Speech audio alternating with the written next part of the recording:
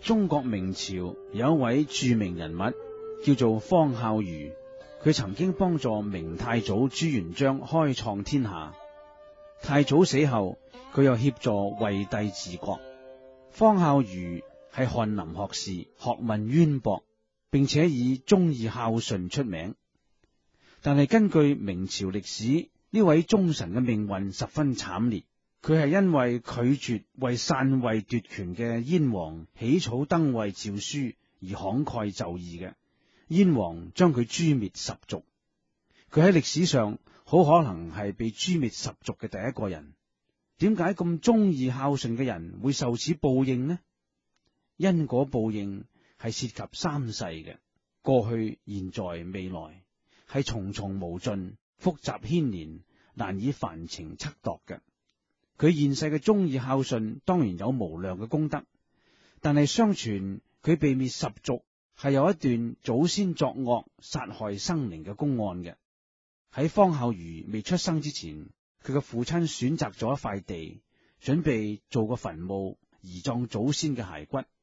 方元凱當晚發咗一個夢，有一位穿紅衣嘅老人向佢禮拜哀求話：仁者，你所選嘅風水地點正係我住咗好多年嘅家居，我哀求你延遲3日，等我啲子孫搬走，閣下先至掘地造墳，我一定會報答你嘅大恩大德嘅。呢位紅衣老人恭恭敬敬咁講咗3次，千叮萬囑，要求3天後先至掘土，然後禮拜而去。方孝孺嘅父親夢醒之後，心想夢境係虛無縹緲嘅幻象，唔值得相信嘅，而且已經擇咗吉日掘地造墳，點可以延遲3日呢？於是佢就命令開工掘地，掘到10尺以下，發現一個洞穴，穴中有紅蛇數百條，工人就用火將全部嘅紅蛇燒死。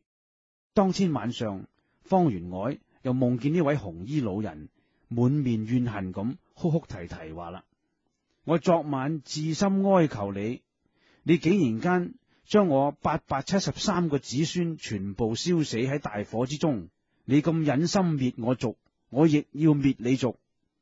後來方夫人生咗方孝孺，孝孺嘅舌頭尖如蛇形，長大成人後官做到翰林學士，學問淵博，忠孝相傳。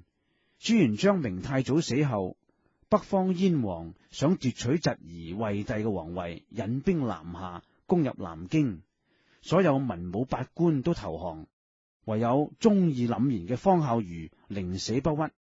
燕王就命令方孝孺起草榜文，昭告天下，寫成燕王為保護明朝江山，攻入南京。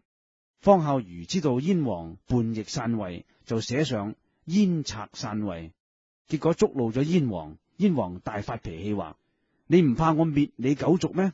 方孝孺正義凜然咁話：10族都唔怕。燕王聽咗之後大怒：好，我就滅你10族。根據倫理只有9族，仲邊會有10族嘅呢？燕王把心一橫，將方孝孺嘅學生同老師列為第10族。各位，方孝孺係紅衣老人嚟投胎嘅。方孝孺嘅父親燒死咗紅衣老人嘅子孫873條蛇，方孝孺被滅10族，剛巧亦係總共873人，所以因果報應係不可思議嘅。